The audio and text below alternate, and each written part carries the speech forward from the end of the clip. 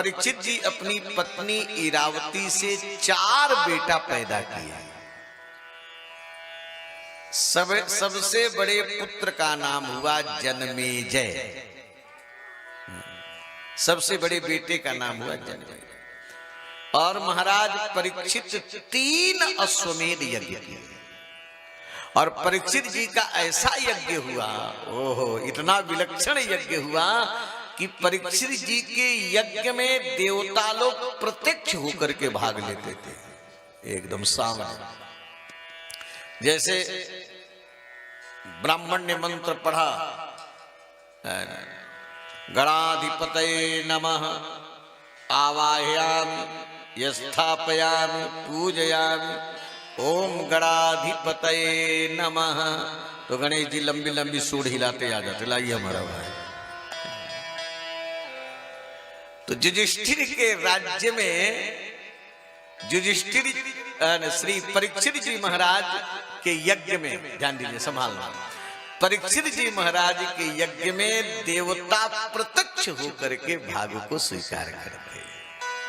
ये परीक्षित जी का ऐसा यज्ञ था।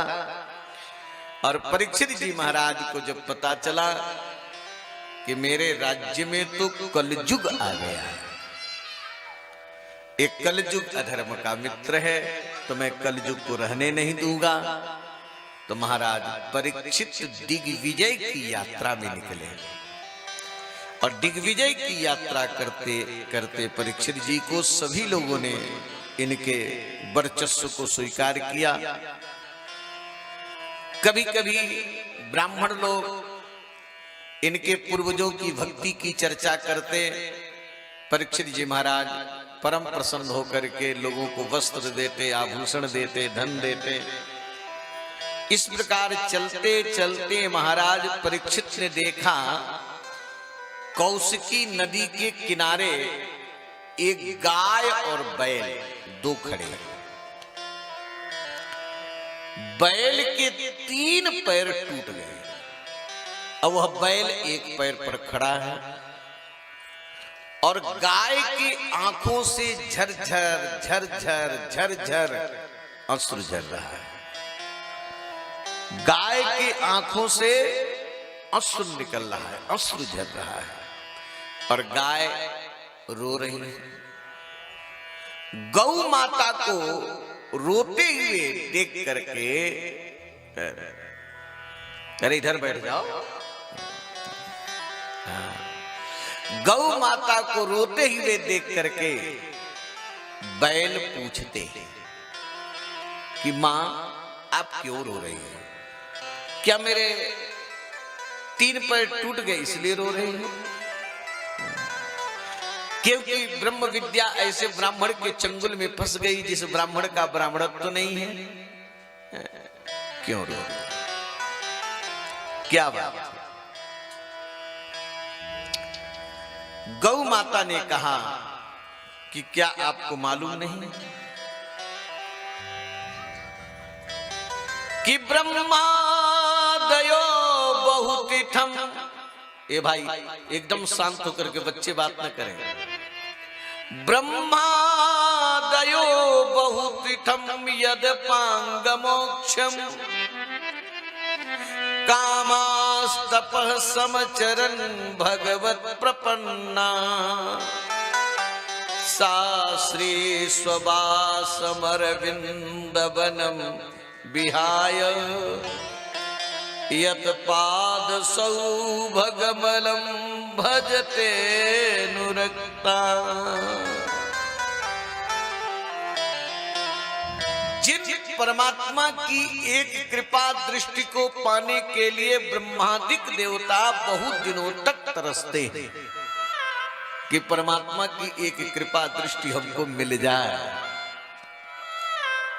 जिन भगवान के चरण रज को पाने के लिए बड़े बड़े शरणागत भक्त समस्त कामनाओं को त्याग करके भगवान के चरण की धूरी की कामना करते हैं, जिन चरणों से गंगा जी निकल करके त्रैलोक को पवित्र करती हैं, उन्हीं चरणों से भगवान मेरे ऊपर गैया चढ़ाए। मेरे ऊपर गौ चारण किए, बिना पदत्राण धारण किए भगवान गौ चराते रहे। जिन भगवान के चरणों में ध्वजा का चिन्ह है, अंकुश का चिन्ह है, वज्र का चिन्ह है, कमल का चिन्ह है ना, उन चिन्हों से ठाकुर जी ने मुझको सौभाग्यशालिनी बनाए। आज वही परमात्मा हमको अभागिन बना करके चले गए। मैं अभागिन तक गई।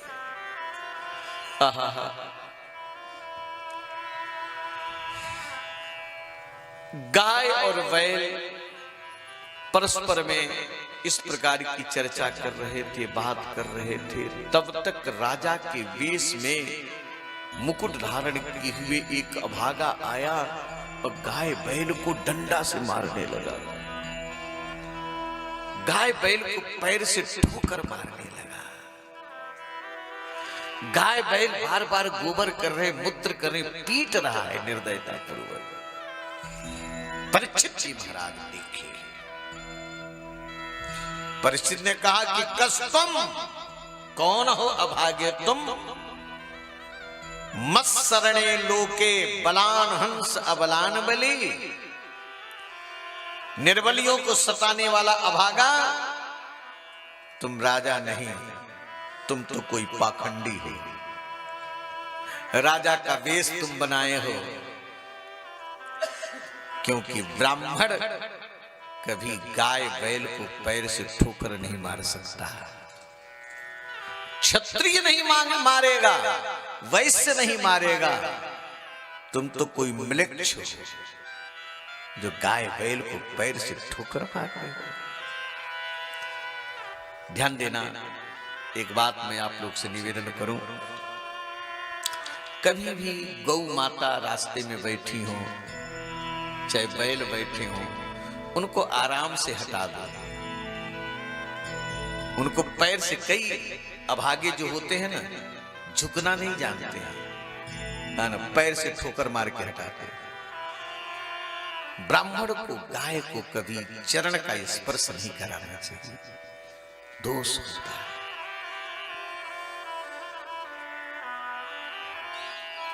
तुम कोई नीच हो, म्लेच्छ हो। फिर बैल से परीक्षित ने पूछा कि महाराज, बैल आपको सताने वाला कौन है? आपके 3 पैरों को तोड़ने वाला यह अभागा कौन है? बैल ने कहा कि महाराज आप ही निर्णय कर लें। कोई कहता है कि प्राणी अपने कर्म से दुख पाता है, कोई कहता है कि दैव की प्रेरणा से दुख पाता है, कोई कहता है कि प्रारब्ध से दुख पाता है। अब आप ही बता दें कि मुझको दुख देने वाला कौन है। महाराज परीक्षित समझ गए ये धर्म है, क्योंकि धर्मात्मा व्यक्ति किसी की निंदा नहीं करता। निंदा मत करो किसी की। ध्यान दीजिएगा मेरे भाई, जो यह स्थान पापी का होता है वही निंदक का होता है। पापी नरक में जाता है और निंदक भी नरक में जाता है। इसलिए किसी की निंदा मत करो। लोग बैठेंगे तो बस उसकी निंदा, उसने ये की, ऐसे ये कभी नहीं ऐसा करता। काहे को निंदा? और कोई तुम्हारी निंदा करे तो तुम दुखी मत हो। अगर आपकी कोई निंदा करता हो, समझ लेना कि हमारे ऊपर भगवान की कृपा है, क्योंकि निंदा करने वाला तुम्हारा पाप खाता है। अगर कोई निंदक मिल जाए ना, तो अपने घर में उसको निवास दे दो, आंगन में कुटिया बनवा कि निंदा करे। निंदक नियरे राखिए, एकदम निंदक नियरे राखिए, आंगन कुटी छवाए, बिन पानी साबुन बिना निर्मल करय शोभाए।